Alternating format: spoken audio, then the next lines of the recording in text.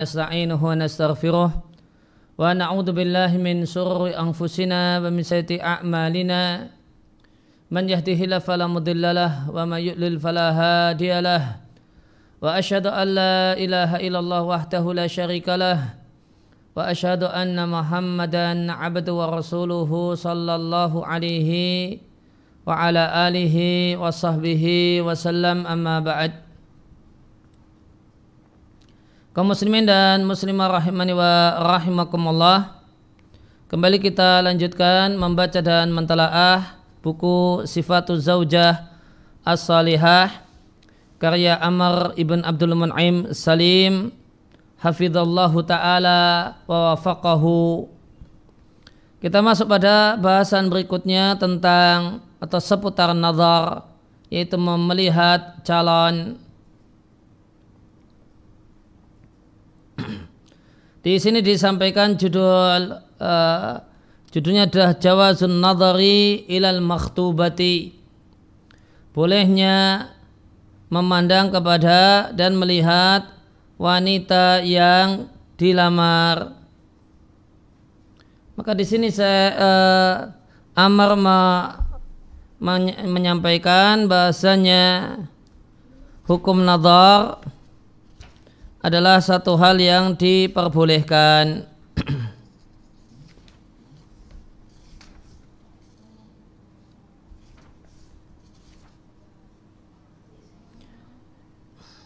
Dan yang lebih tepat menimbang banyaknya dalil yang menunjukkan dianjurkannya nadhar, maka hukum nadhar itu bukan hanya jawaz, bukan hanya boleh, namun dianjurkan. Sebagaimana perkataan Syekh Amr, penulis yang sama, orang yang sama, Syekh Amr ibn Abdul Mun'im Salim, di kitab beliau yang lain yaitu Adabul Khitbati wa Zifaf, yang buku ini Adabul Khitbati wa Zifaf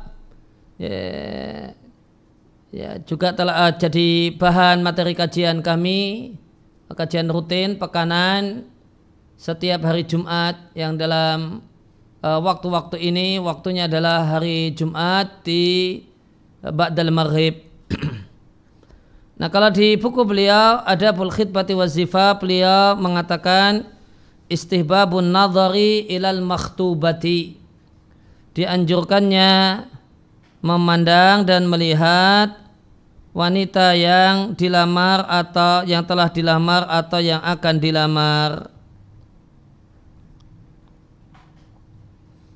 Maka ini menunjukkan bahwasanya dari dua macam perkataan beliau, yang tepat adalah perkataan beliau di bukunya Adabul Khitbati wa Zifaf, bahwasanya an-nadhar ilal makhtubati, memandang dan melihat wanita yang telah dilamar atau yang akan dilamar, hukumnya itu dianjurkan, bukan hanya sekedar boleh. Menimbang sejumlah hadis dan dalil dalam masalah ini, kalau di Adabul Khitbati wa Zifaf beliau sampaikan ada 6 hadis berkenaan dengan nadhar.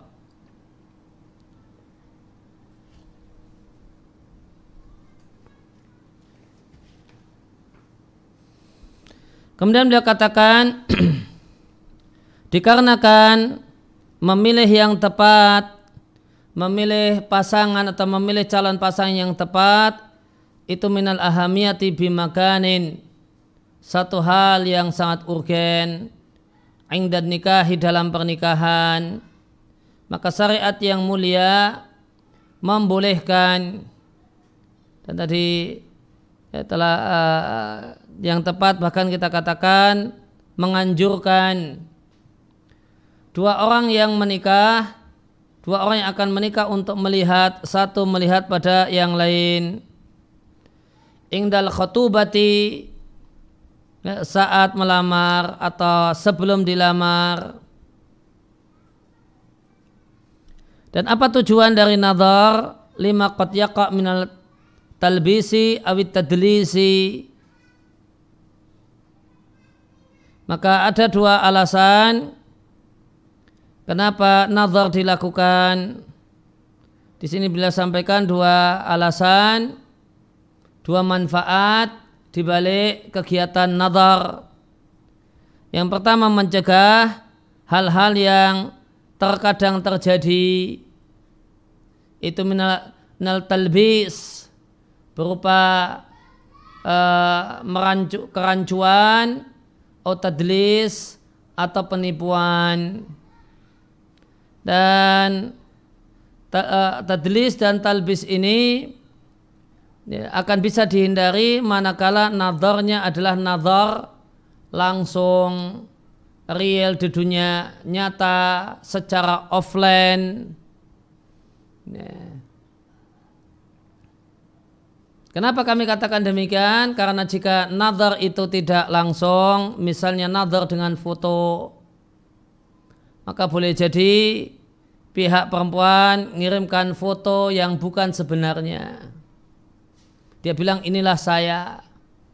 Dia mengklaim kalau inilah aku, ya seperti itu kecantikanku.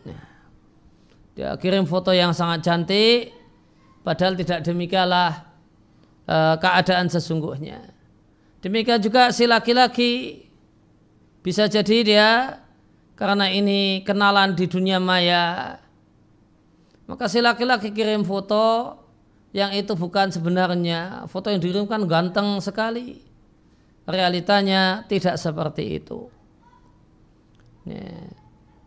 Demikian juga jika nazarnya itu dengan cara yang lain, ada orang nazar dengan Zoom misalnya, maka boleh jadi, dan kita tidak tahu ada sindikat, ada mafia, maka nanti yang tampil di Zoom bukanlah orang yang sesungguhnya. Maka talbis dan tadlis yang menjadi tujuan disyariatkannya nazar itu terwujud jika nazarnya adalah nazar offline, nazar nyata di dunia nyata. Itu yang bentuk nazar yang bisa memberikan harapan, tidak ada tadlis dalam hal ini.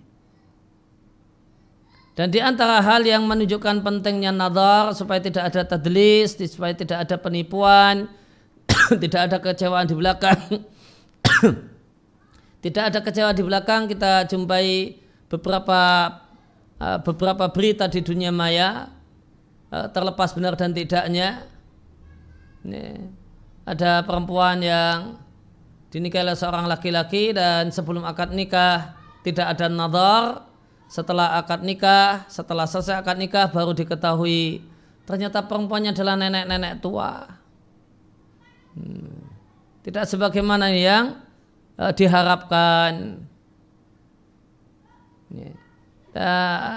Kejadian semacam ini bisa dicegah manakala ada kegiatan nazar.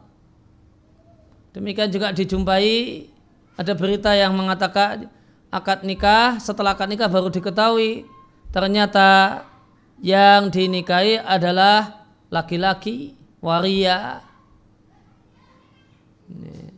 Ini semua terjadi dikarenakan tidak ada nazar.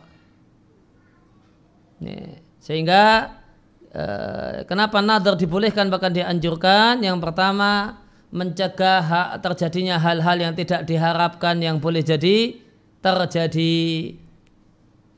Kemudian alasan yang kedua, wahat tayaral khatibu, dan supaya lelaki yang melamar bisa melihat dari melihat si perempuan sesuatu yang mendorongnya untuk melamarnya. Maka kalimat mendorongnya untuk melamarnya ini menunjukkan bahasanya yang terbaik kegiatan nazar itu sebelum melamar. Maka ada dua pendapat ulama tentang kapankah nazar dilakukan.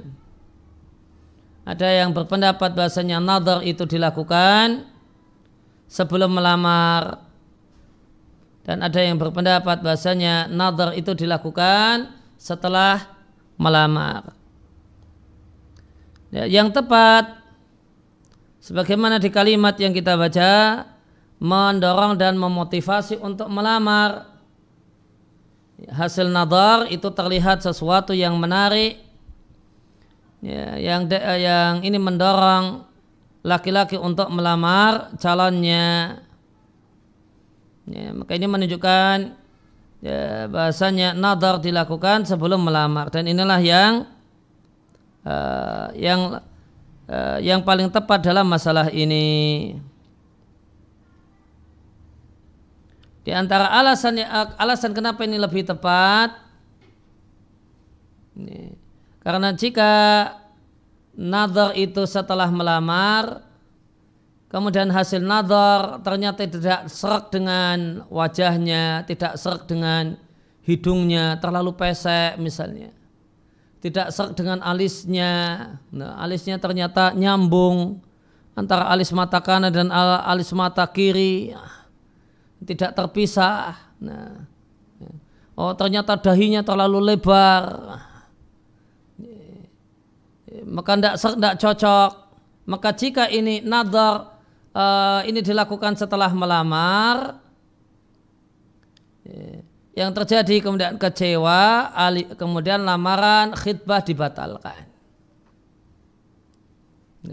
Dan jika khitbah dibatalkan,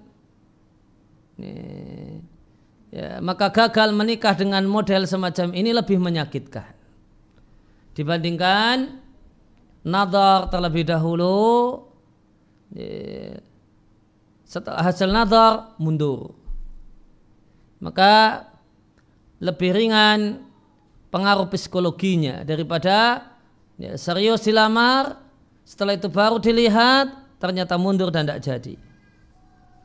Ya, oleh karena itu yang tepat, yang terbaik nadhar itu dilakukan sebelum melamar.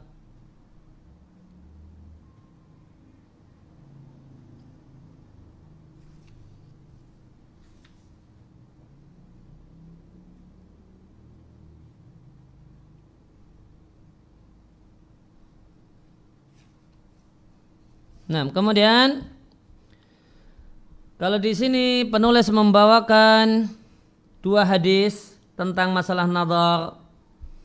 Ya, kalau di buku beliau Adabul Khitbati wa Zifaf, beliau bawakan 6 hadis.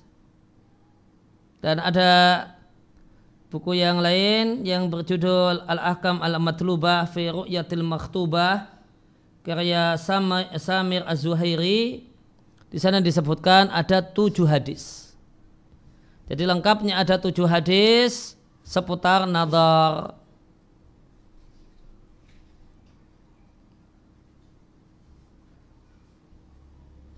Ini ada 7 hadis.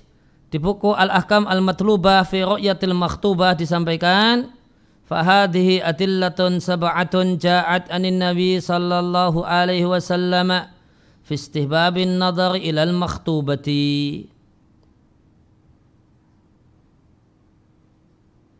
Inilah 7 hadis yang berasal dari Nabi Sallallahu Alaihi Wasallam yang isinya adalah anjuran nadhar, melihat wanita yang telah dilamar atau akan dilamar. Hadis yang pertama dari Abu Hurairah radhiallahu anhu. Abu Hurairah mengatakan, aku berada di dekat Nabi Sallallahu Alaihi Wasallam. Fa'atahu rajulun, lantas ada seorang yang mendatangi Nabi. Fa'akhbarahu, lantas orang tersebut mengkabarkan kepada Nabi, annahu tazawwaja imra'atan minal ansari. Bahasanya dia, kalau di sini, kalau redaksi hadisnya, dia menikahi seorang wanita Ansar. Dan yang dimaksud tazawwaja menikahi adalah hendak menikahi. Lantas Rasulullah Sallallahu Alaihi Wasallam menyampaikan kepadanya, an-nadharta ilaiha, apakah engkau telah melihatnya? Maka orang tersebut mengatakan la belum. Maka Nabi SAW mengatakan fadhhab fangdur ilaiha. Ya, pergilah, lihatlah perempuan tersebut, perempuan yang hendak engkau nikahi itu. Fa inna fi a'yunil ansari syai'a, karena sesungguhnya ada sesuatu di mata Ansar. Ya, demikian hadis yang sahih dikeluarkan oleh Muslim dan Nasa'i dari jalur Yazid ibn Kaisan, dari Abu Hazim al-Ashja'i, dari Abu Hurairah radhiallahu anhu, bihi dengan redaksi di atas. Ya, dan yang dimaksud dengan ada sesuatu di mata orang Ansar, ada dua penjelasan dalam masalah ini. Yang pertama, penjelasan pertama mengatakan wanita Ansar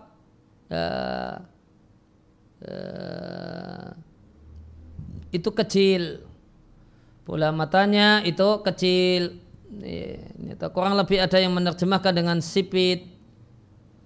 Ya, maka jika kebetulan dapat perempuan yang matanya tidak terbuka lebar, cenderung sipit, maka boleh jadi ada laki-laki yang suka dan ada laki-laki yang tidak suka. Penjelasan yang kedua, yang dimaksud dengan syai'an di sini adalah azraq.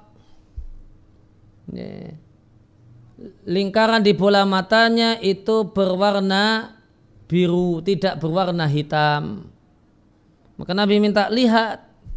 Di antaranya adalah lihat matanya. Kamu cocok enggak dengan mata sebagian wanita Ansar yang bola matanya itu lingkaran di bola matanya itu tidak hitam namun biru.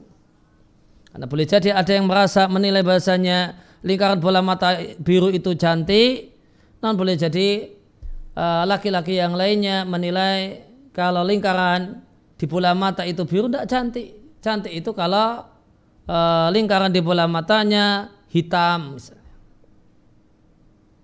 Sebagaimana deskripsi hurin ain yang biasa kita terjemahkan dengan bidadari. Ya, hurin ain itu maknanya matanya mata yang cantik. Hurin ain yang biasa kita terjemahkan dengan bidadari itu mata yang cantik. Karena makna hurin ain itu adalah wanita yang matanya yang hitamnya itu sangat hitam dan putihnya sangat putih sehingga kontras. Itu matanya bidadari. Nah, maka di antara kecantikan yang menonjol dari bidadari surga adalah matanya yang sangat cantik. Sebab cantiknya, hitamnya sangat hitam, putihnya sangat putih. Kemudian hadis yang kedua adalah sabda Rasulullah sallallahu alaihi wasallam. Idza khataba ahadukumul mar'ata, jika salah satu kalian telah melamar perempuan. Maka redaksi hadis ini menunjukkan bahasanya nadhar itu setelah melamar.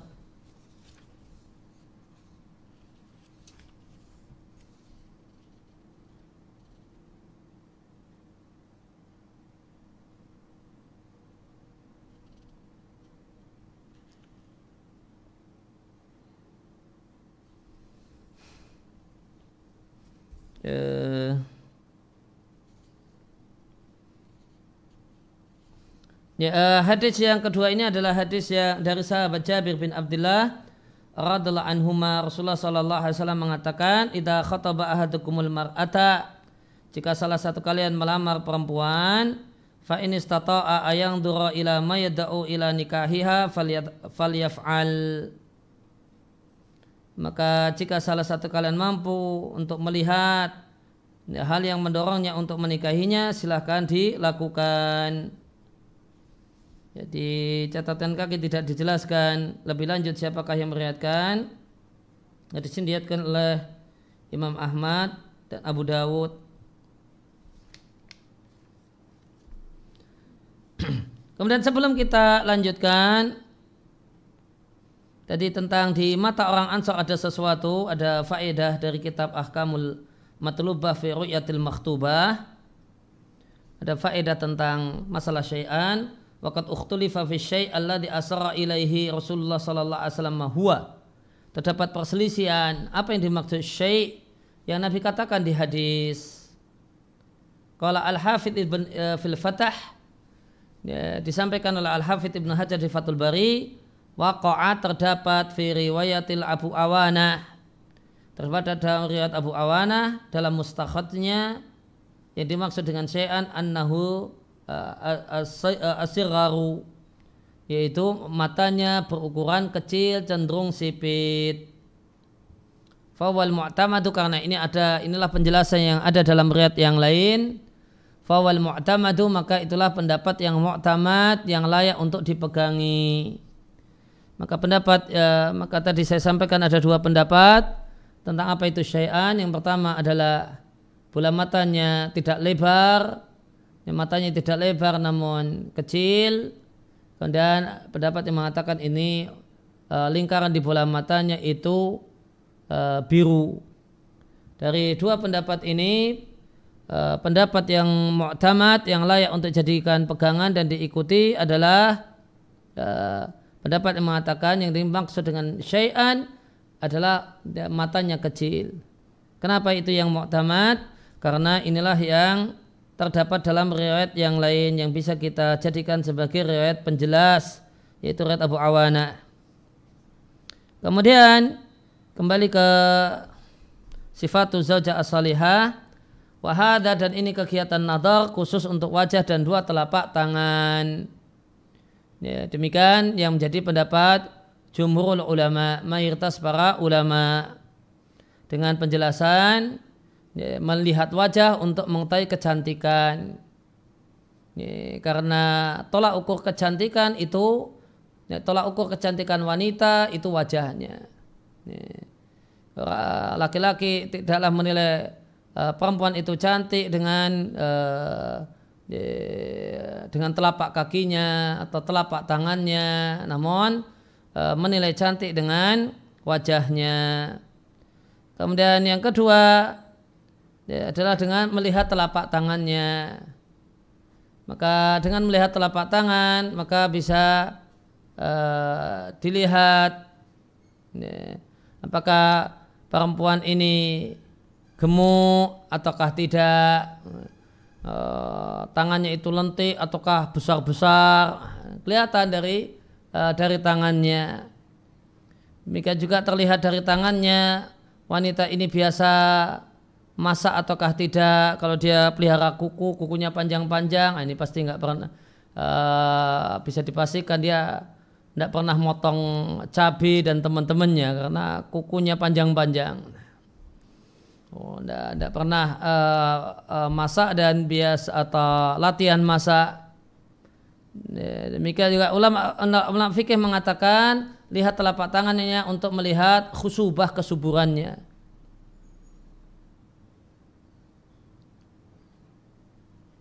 Dan itu pun bersyarat mantifai syahwati, dan memandang ketika itu adalah tanpa syahwat. Tanpa syahwat. Wa amnatil fitnati, dan aman dari godaan. Baik lelakinya yang tergoda ataukah perempuannya yang tergoda. Oleh karena itu amnul fitnah ini terwujud manakala keduanya tidak berduaan, dan yang terbaik manakala ditemani oleh perempuan, ditemani oleh mahram. Namun jika kondisi tidak memungkinkan, maka minimal ada yang menemani, sehingga ada orang yang baik, orang yang terpercaya yang menemani, sehingga aman, bisa dipastikan aman, tidak ada khulwah berduaan, dan dipastikan aman. Kemudian dan tidak diperbolehkan mengulang-ulang kegiatan melihat dengan model yang tersebar di zaman ini. Ya, tentu yang beliau maksudkan adalah model nadhar yang tersebar di negeri beliau. Penulis buku ini orang Mesir. Ya, berarti yang tersebar di Mesir. Gimana itu model nazar yang tersebar di masyarakat negeri Mesir min julusil khatibin fi khulwatin syar'iyyatin, itu lelaki yang melamar itu duduk bersepi-sepi.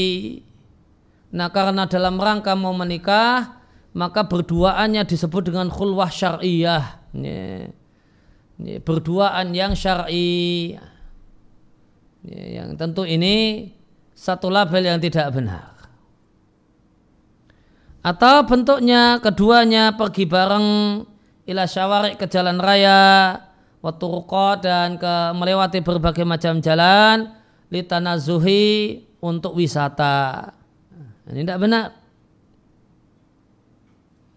Atau takraru an-nadhar ba'dal muwafaqati 'alal khitbati, atau mengulang-ulang melihat lagi, ketemu lagi, melihat lagi setelah mendapatkan persetujuan dalam lamaran. Setelah lamaran si laki-laki diiyakan, kemudian bolak-balik janjian ketemuan. Maka ini satu hal yang tidak boleh. Ila ayatimal aqdu bainahuma, sampai terjadi akad nikah di antara keduanya. Adapun tindakan ammatilkal madzahir, adapun fenomena itu yang telah disebutkan, fala tajuzu bimaratin, maka sama sekali tidak diperbolehkan. Bahkan itu haram dengan sangat haram. Kenapa sangat haram? Lima fiha min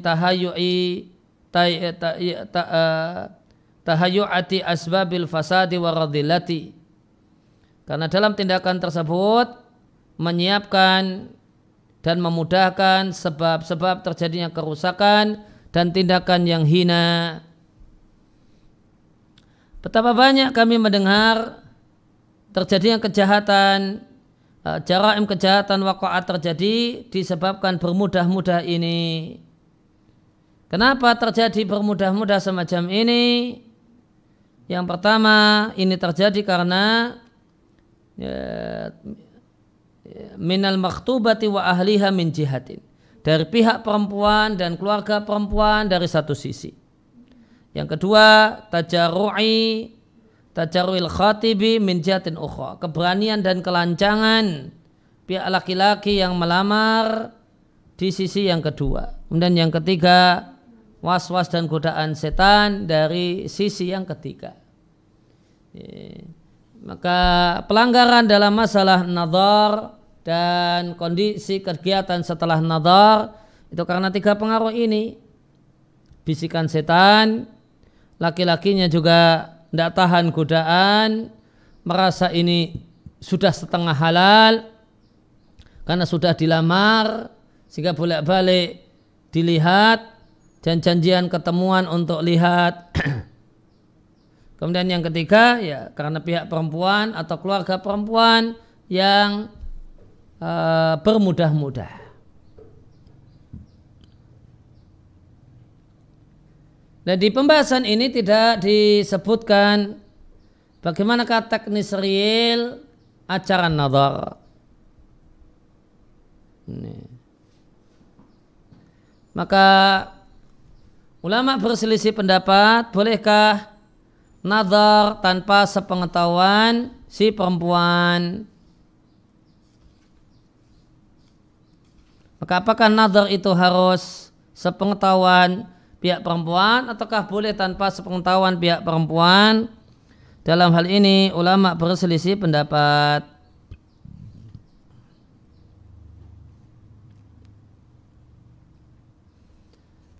Perselisihan ini bisa kita simpulkan dari penjelasan Imam Nawawi rahimahullah ta'ala di syarah beliau untuk Sahih Muslim. Beliau mengatakan mazhab kami yaitu Syafi'i, mazhabnya Malik dan Ahmad. Wal jumhur, dan pendapat mayoritas para ulama, annahu la yushtaratu fi jawasi hadan nadhari ridaha, tidaklah disyaratkan bolehnya nadhar harus dengan sepengetahuan dan seridha pihak perempuan. Ballahu dzalika fi khuflatiha. Bahkan boleh baginya melihat dalam keadaan dia tidak tahu kalau dilihat, min ghairi taqaddumi i'lamin, tanpa ada pemberitahuan terlebih dahulu. Ini kata mayoritas para ulama, boleh nazar tanpa janjian terlebih dahulu dan tanpa sepengetahuan pihak perempuan kalau dia dinazar.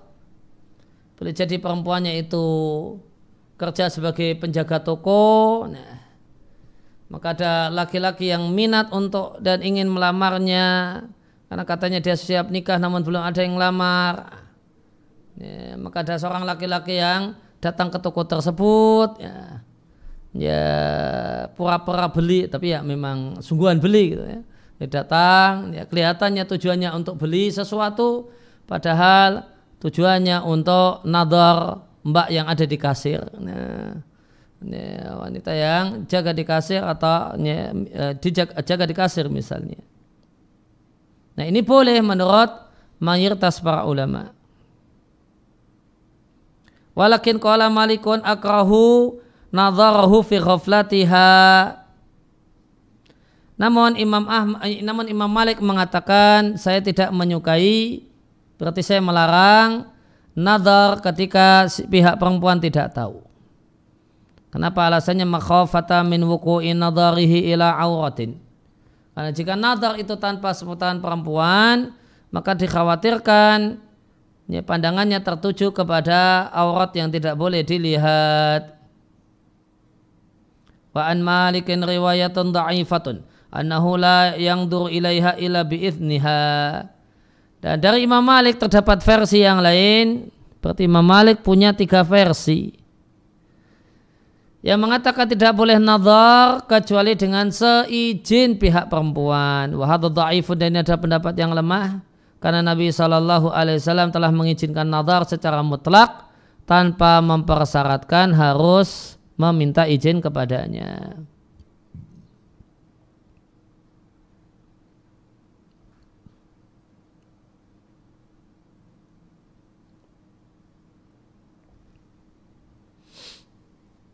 Ya, maka berkenaan dengan nadhar itu harus dengan sepengetahuannya, nadhar formal ataukah tidak.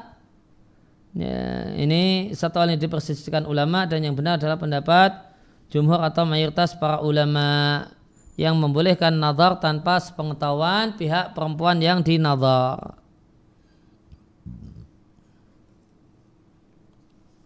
Kemudian tentang teknis detail, teknis real kegiatan nadhar. Ya, maka saya jumpai dua referensi tentang hal ini dan ingin saya bacakan di kesempatan siang hari ini.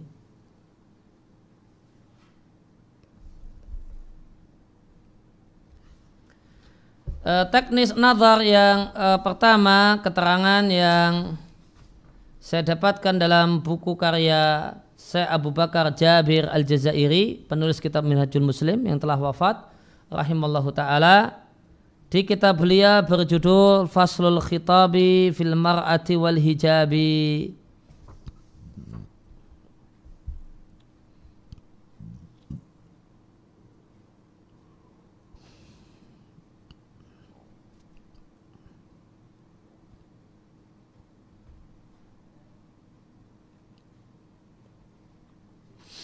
Ya, beliau katakan di bukunya tersebut, disampaikan oleh Syekh Abu Bakar Jabir Al-Jazairi rahimallahu ta'ala, bolehnya laki-laki pelamar melihat wanita yang dilamar supaya lebih mendorong terwujudnya rasa cinta dan langgengnya rumah tangga adalah satu perkara yang disepakati di antara kaum muslimin. Hal itu karena Rasul sallallahu alaihi wasallam mengizinkan hal itu. Namun penulis yang beliau bantah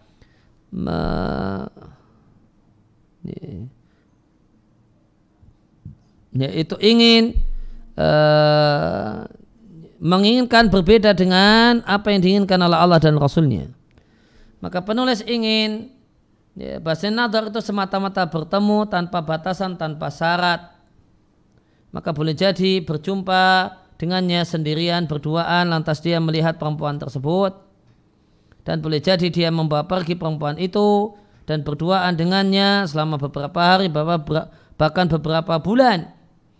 Maka jika demikian nazar yang dimaksudkan maka ini satu hal yang tidak diinginkan oleh Rasulullah sallallahu alaihi wasallam. Kemudian perhatikan perkataan beliau, wa innamal muradu, ya, al muradu lillahi wa rasulihi wal mu'minin. Sedangkan yang diinginkan dengan nazar oleh Allah, Rasulnya dan orang-orang yang beriman, gambarannya adalah sebagai berikut. Ayajlisal khatibu ma'a waliyil makhtubati. Lelaki pelamar duduk bareng bersama wali dari perempuan yang hendak dilamar. Duduk bareng di ruang tamu. Duduk bareng dan ngobrol. Kemudian watamurul fatatul makhtubatu baina aidihima. Kemudian perempuan yang mau dilamar itu lewat di hadapan keduanya, walinya dan lelaki yang mau melamarnya. Fayaramil hal khatibu, lantas lelaki yang melamar melihat dari perempuan itu ma huwa fi hajatin ila ma'rifatihi, yang dia perlukan untuk mengenalinya, berupa pendek ataukah tingginya, putih ataukah hitam, gemuk ataukah kurus, cantik ataukah jelek, ya, dan itu cuma melihat di sekali pertemuan. Tsumma la yaraha, kemudian pihak laki-laki tidaklah melihat perempuan tersebut ba'du setelah itu, kecuali jika ditakdirkan di antara keduanya terjadi pernikahan, maka dia pun melihat perempuan tersebut pada saat melakukan akad nikah bersamanya. Nah, ini gambaran deskripsi acara nazar dari Syekh Abu Bakar Jabir Al-Jazairi.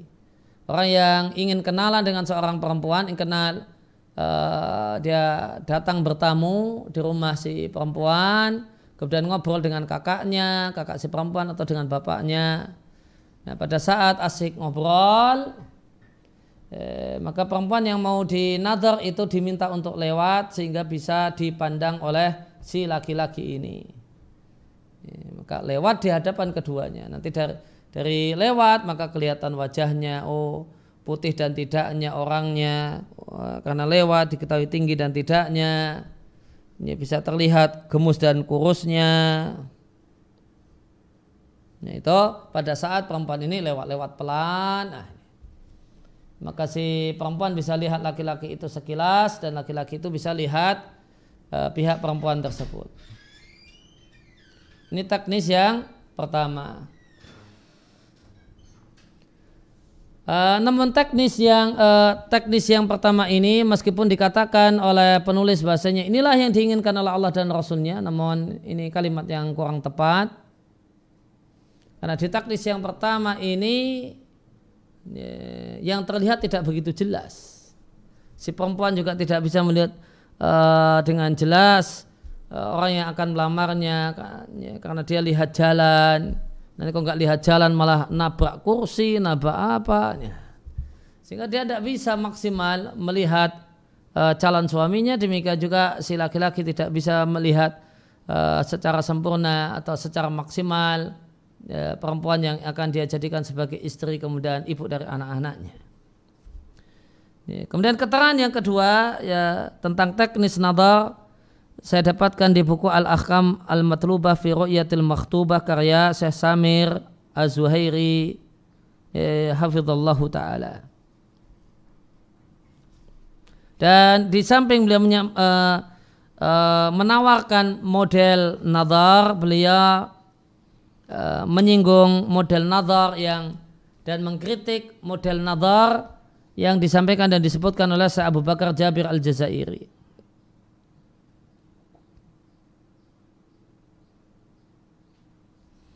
Beliau mengatakan ya, dalam teks dalam bahasa Arab, walladhi yaf'aluhul ba'dul yawma min mururil mar'ati amama rajuli huwa wa in kana akhafa dararan wa afdala halan min adami ru'yatiha mutlaqan illa anna maqasida ru'yati tafutu bihadal fi'li fan nabiyyu sallallahu alaihi wasallam yaqulu undur ilaiha fa inna fi a'yunil ansari syai'a wa hadha an-nadharu la yatimmu fi hadhil halati id la ya'rifu rajulu minha ila tulaha kama annaha tahrumul mar'ata min haqqiha fi ru'yatihi aidan. Maka beliau kritik model ru'yah sebagaimana yang tadi saya bacakan dari perkataan Syekh Abu Bakar Jabir Al-Jazairi. Beliau katakan apa yang dilakukan oleh sebagian orang di zaman ini, itu pihak perempuan diminta lewat di depan laki-laki meskipun ini lebih ringan bahayanya daripada nikah tanpa nadhar, dan lebih baik daripada tanpa lihat terlebih dahulu langsung akad nikah. Ila akan tetapi tujuan melihat itu hilang kalau praktek realnya semacam ini. Karena Nabi SAW mengatakan, lihat calonmu karena di matanya orang Ansar ada sesuatu. Maka dalam kegiatan nadhar itu bisa sampai melihat dan memastikan bentuk matanya. Hitam mata, bundaran hitam di matanya itu bisa ditentukan. Maka berdasarkan hadis ini, yaitu bahasanya yang namanya nadhar itu bisa melihat mata wanita yang dinadhar. Wa hadan nadharu la yatimu fi hadil halati. Nadhar sebagaimana yang disampaikan di hadis ini tidak akan terwujud kalau model nadharnya cuma seperti itu. Karena laki-laki tidaklah mengetahui dari si perempuan kecuali cuma tingginya. Oh tinggi, oh sedang, oh cenderung pendek. Itu yang didapat. Hal-hal yang lainnya kurang didapatkan. Alasan yang lainnya sebagaimana pihak perempuan tidak mendapatkan haknya untuk bisa melihat si laki-laki. Padahal sebagaimana laki-laki perlu melihat perempuan sehingga nanti bisa serg dan tidak, maka juga pihak perempuan perlu lihat laki-laki untuk tahu serg dan tidaknya.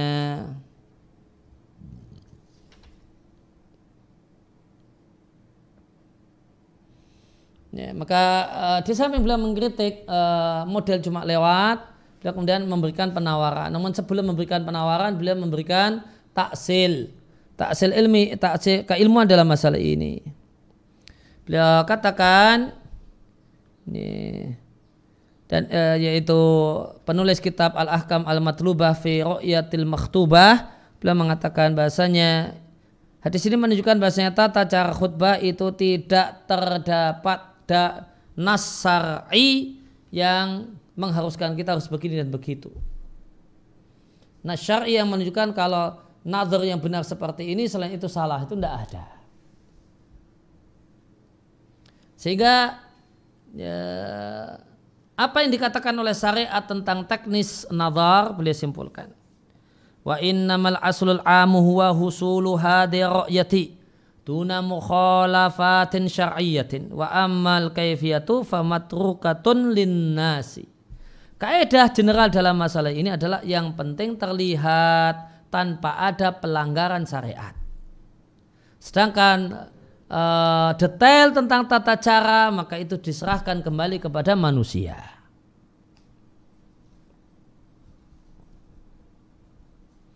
Jadi yang penting maksud dari nadhar itu terwujud tanpa ada pelanggaran syariat, itu yang lebih penting, itu yang paling penting.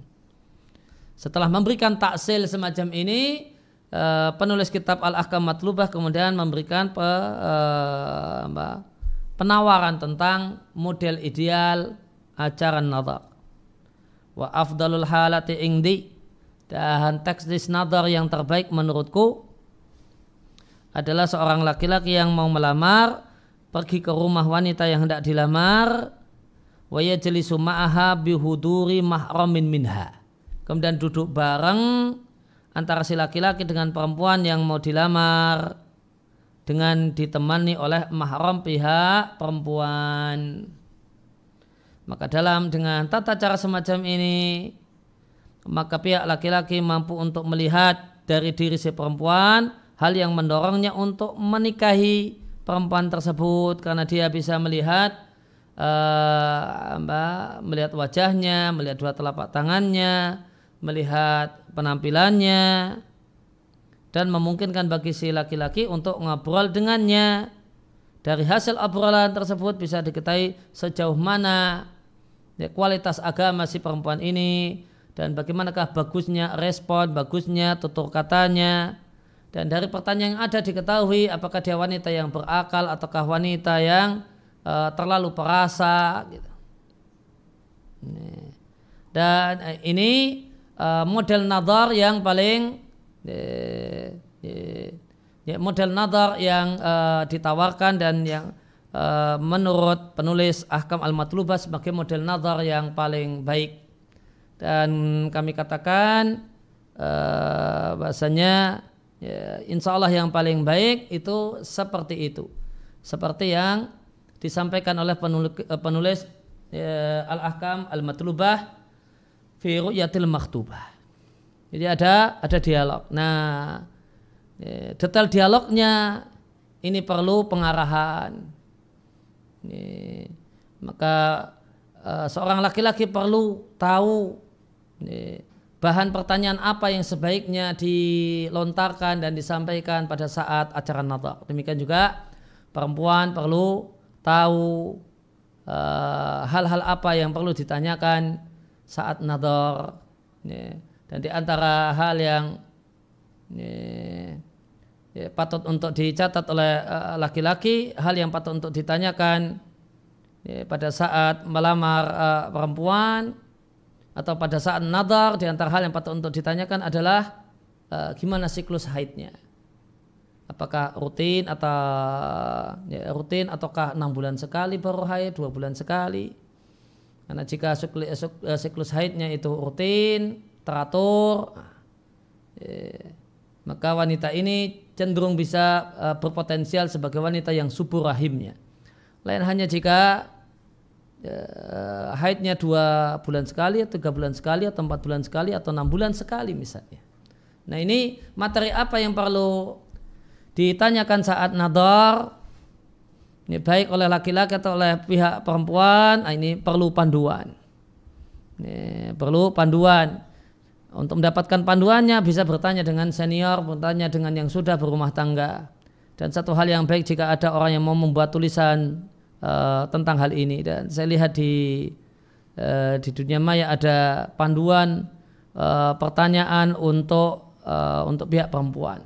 Tapi belum ada sepertinya panduan pertanyaan untuk pihak laki-laki saat acara nadhar. Ini laki-laki juga perlu mendapatkan panduan tentang hal ini. Satu hal yang bagus jika ada yang mau menuliskannya. Demikian wasallallahu ala nabiyina Muhammadin wa ala alihi wasallam.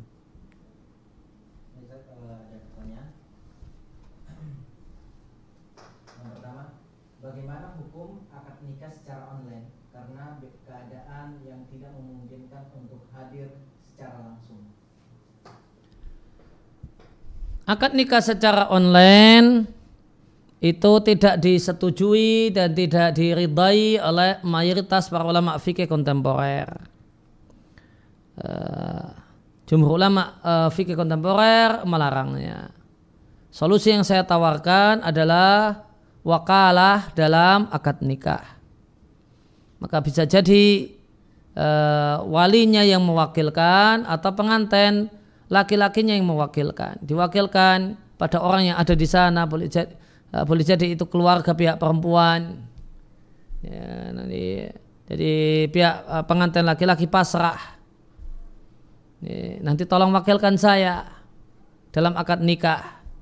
Sehingga nanti wakil pengantin laki-laki mengatakan, kalau dalam bahasa Indonesia, saya terima nikahnya fulana binti fulan dengan mahar sekian untuk, nah jangan untuk saya, ya, namun untuk teman saya yang bernama fulan bin fulan. Ya, atau yang ngalah adalah walinya pasrah kepada ustadz atau wakalah kepada ustadz di daerah pengantin laki-laki, atau kepada keluarga dari pengantin laki-laki, atau kepada petugas KUA. Dan ini aman, tidak model wakalah semacam ini lebih aman dan tidak diperselisihkan. Nah, baik, yang berikutnya Ustaz, kan kita diwajibkan untuk nurut sama orang tua, tapi dalam satu perkara kita memiliki pendapat yang berbeda, misalnya dalam memilih istri atau suami. Orang tua mengesahkan tidak boleh menikah dengan suku tertentu. Misalnya saya Sunda, tidak boleh menikah dengan suku orang Jawa dengan alasan katanya banyak orang yang dikenalnya tidak langgeng kalau menikah dengan suku Jawa. Apakah anggapan tersebut harus kita taati? Apakah itu termasuk toyur? Mohon penjelasannya. Termasuk toyur. Toyur. Apakah termasuk tatayur nikah dengan suku tertentu? Kalau nanti suku ini nikah dengan suku ini, nanti keadaannya demikian, maka bisa jadi itu termasuk tatayur yang terlarang. Kemudian tentang beda kriteria calon istri atau calon suami, apakah wajib ditaati? Jawabannya ada kaidah dalam masalah ini.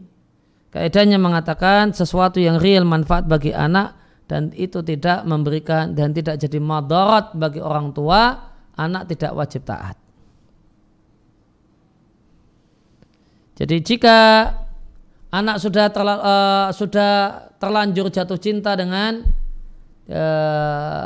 orang dari suku yang tidak disukai oleh bapak, sudah terlanjur jatuh cinta. Dan nanti setelah nikah mereka akan hidup mandiri, tidak bareng dengan orang tua dan tidak akan mengganggu orang tua. Ya. Maka pada dasarnya ini manfaat bagi anak dan tidak memberikan madarat pada orang tua. Maka seandainya anak tidak nurut, maka tidak mengapa dalam hal semacam ini. Nah. Kemudian yang berikutnya Ustaz, amin. Apa Ustaz, bagi seorang yang belum menikah, bagaimana kiat agar dapat menundukkan pandangan ketika ada kebutuhan untuk keluar rumah? Bagi yang belum menikah, gimana tips untuk bisa lebih menundukkan pandangan? Maka tips pokoknya adalah muraqabatullahi, merasa takut, merasa diawasi oleh Allah Subhanahu wa taala. Kemudian yang kedua, al khaufu minallahi, besarnya rasa takut kepada Allah. Itu dua tips pokok. Ya, yakin kalau Allah melihatnya. Kemudian yang kedua, besarnya rasa takutnya kepada Allah Azza wa Jalla. Nah. Baik, yang terakhir Ustaz, nazar melihat wajah akhwat itu berapa menit ya Ustaz? Dan cara tahu akhwat itu akidah manhajnya seperti apa, cara tanyanya gimana Ustaz? Ya.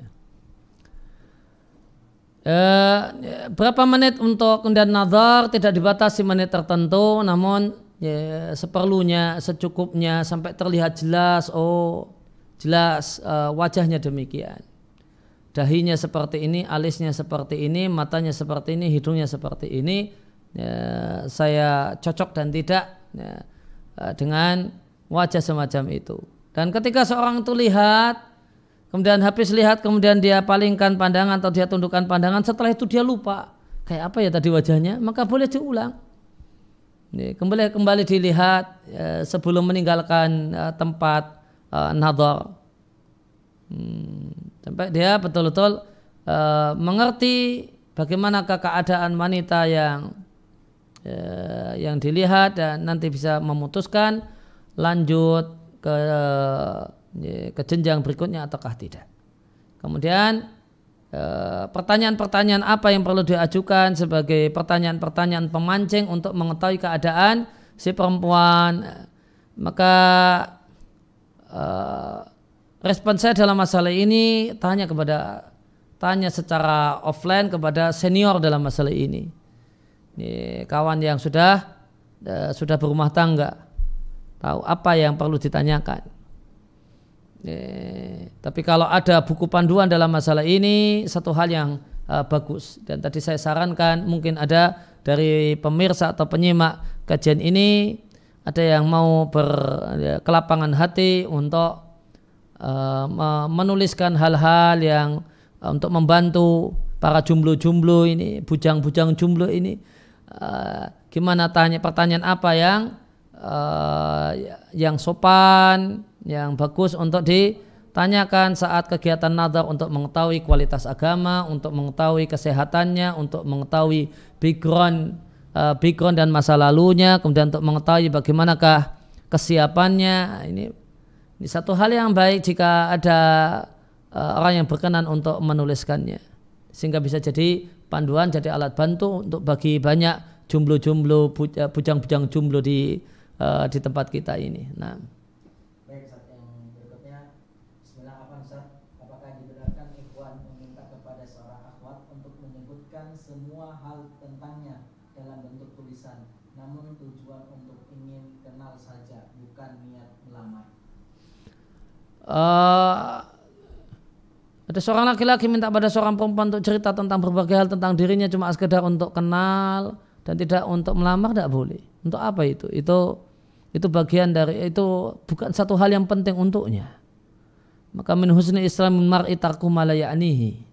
Tanda baik keislaman, tanda berkualitas keislaman, meninggalkan sesuatu yang bukan urusannya.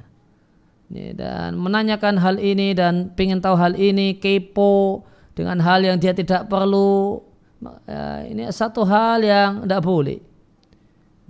Orang yang Islamnya berkualitas akan meninggalkan hal semacam ini. Nah. Kemudian apakah diperbolehkan melihat rambut calon istri dan pergelangan kaki ke bawah? Melihat rambut calon atau telapak kaki, ulama berselisih pendapat. Pendapat yang paling tepat dalam masalah ini, pendapat yang dipilih oleh Syekh Al-Albani rahimallahu ta'ala, beliau katakan, jika nadarnya itu nadar resmi, formal, perempuannya tahu, maka itu tidak boleh. Jika nadarnya nadar ngintip, ya, dia sudah pamitan sama walinya, saya ingin ngintip ya, anak Anda ketika masak di dapur, maka kemudian dia lihat rambutnya atau dia lihat telapak kakinya, maka boleh. Demikian rincian yang disampaikan oleh Syekh Al-Albani rahimallahu ta'ala di kitab beliau Fatwa Al-Madinah, dan insyaallah dan itulah pendapat yang paling tepat dalam masalah ini. Nah, satu lagi, lebih baik kapan ya membicarakan mengenai nanti tinggal di mana dengan calon istri, atau berdiskusi apakah pada saat datang nador sendiri atau pada saat perkenalan keluarga?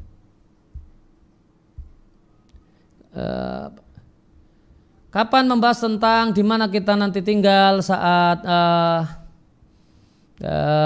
nador sendiri atau setelah, dalam bahasa Jawa, rembuk tua, membawa keluarga yang tepat biar nyaman, tidak ada masalah, ya dibicarakan di awal. Karena kalau sudah rembuk tua kemudian nanti ternyata masalah ini jadi masalah, tentu tidak baik. Sehingga lebih baik ada kejelasan, belak-belakan di awal. Laki-laki mengatakan pada perempuan saat dialog, saat nadar, ke depan saya ingin tinggal di sini. Kira-kira bersedia tidak jika saya ajak untuk tinggal di sini? Nah, demikian. Subhanakallahumma wa bihamdika asyhadu an la ilaha illa anta astaghfiruka wa atubu ilaik.